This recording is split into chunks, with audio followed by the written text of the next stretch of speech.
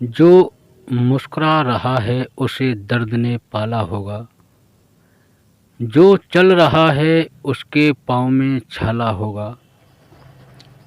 बिना संघर्ष के इंसान चमक नहीं सकता, जो जलेगा उसी दिए में उजाला होगा। संघर्ष क्यों बचे संघर्ष से? संघर्ष ही तो जीवन की आत्मा है। जितना कठिन संघर्ष होगा उतनी ही शानदार जीत होगी।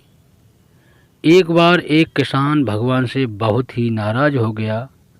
किसान बहुत मेहनती था, बहुत मेहनत से वह खेतों में अनाज उगाता, उसकी देखभाल करता, पर अक्सर उसकी फसल खराब हो जाती।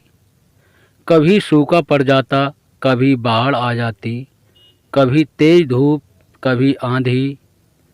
कोई न कोई कारण बन ही जाता कि उसकी फसल खराब हो जाती।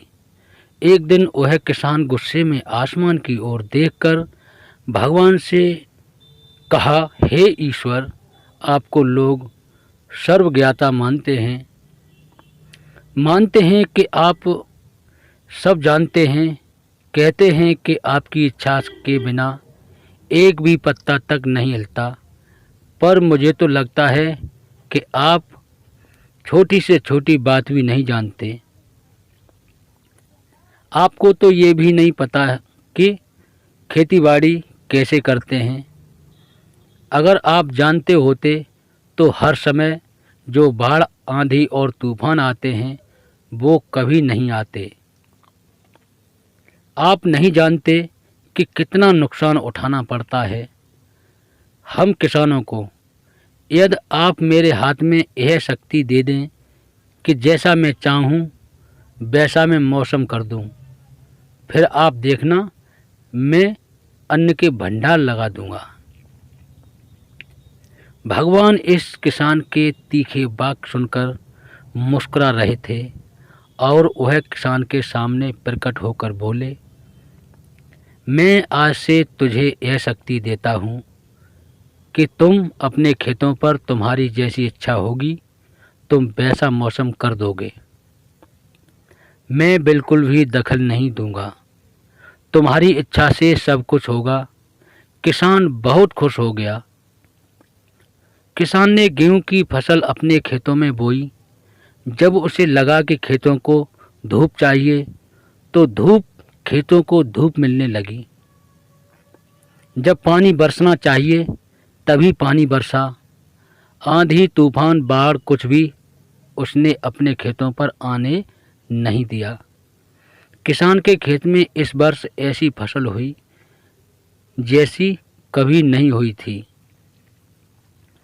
हरी भरी लहराती फसल। मन ही मन वह बहुत खुश हो गया और सोचने लगा, अब सबूत के साथ दिखाऊंगा भगवान को कि इसे कहते हैं शक्ति का सही उपयोग। मेरी सफलता देखकर उन्हें अपने नियम जरूर बदलने पड़ेंगे। कुछ दिन गुजरे, फसल कटने को तैयार हो गई। किसान बहुत उत्सुकता के साथ फसल को काटने लगा, पर जैसे ही उसकी नज़र गेहूं की बालियों पर गई तो उसने अपना सिर पीटने लगा और वह रोने चिल्लाने लगा। गेहूं की एक भी बाली के अंदर गेहूं का दाना नहीं था। सारी बालियां अंदर से खाली थीं। किसान बहुत दुखी हो गया। उसने भगवान को रोते हुए फिर पुकारा, हे प्रभु, तुमने ये मेरे साथ क्या किया? क्या तुमने मुझे कोई सज़ा दी? भगवान बोले, पुत्र, ये तो होना ही था। तुमने पौधों को संघर्ष करने का मौका ही कहाँ दिया। ना तो तुमने उन्हें आंधियों से जूझने दिया, ना तेज बारिश से सहने दिया और ना ही धूप में तपने दिया। एक भी चुनौती का सामना तुमने उन्हें नहीं करने दिया। इसीलिए सारे पौधे अंदर से खोखले रह गए। जब आंधी, तूफान, तेज बारिश और धूप पड़ती है तभी ये पौधा अपने अस्तित्व को बचाने के लिए संघर्ष करते हैं। और इसी संघर्ष से एक बल पैदा होता है जिसमें शक्ति होती है, ऊर्जा होती है, और यही ऊर्जा पूर्ति तेरे गेहूं के दानों की तरह जो नहीं फूटी। तूने उन्हें कठिन परिस्थितियों से गुजरने ही नहीं दिया जहां उनके अस्तित्व का जन्म होता।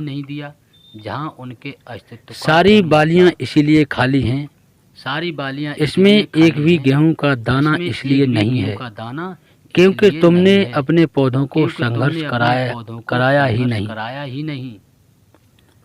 याद रखिए, स्वर्ण में सवर्णी आभा तभी आती है जब वह आग में तपने, गलने और हथौड़े से पीटने जैसे संघर्षों से गुजरता है। तभी बनता है कोयले का टुकड़ा हीरा तभी बनता है जब वह उच्च दाब और उच्च ताप की मुश्किल परिस्थितियों से गुजरता है। संघर्ष ही ना हो, इसी तरह यदि हमारी जिंदगी में कोई संघर्ष ही ना हो, कोई चुनौती ही ना हो, तो हम भी गेहूं की बालियों की तरह खोखले रह जाएंगे। कोई अस्तित्व नहीं होगा हमारा। विपरीत परिस्थितियां, चुनौतियां, समस्याएं हमें और अधिक निखारती हैं। यदि जीवन में कठिन परिस्थितियां और चुनौतियां आएं तो घबराना मत, बल्कि सामना करना, निखर जाओगे। विश्वास करना कि आप और अधिक निखर जाओगे और अधिक मजबूत बन जाओगे। किसी ने कितना सही कहा है, जिंदगी जीना आसान नहीं होता, बिना संघर्ष कोई महान नहीं होता। जब तक ना पड़े हथौड़े की चोट, तब तक पत्थर भी भगवान नहीं होता।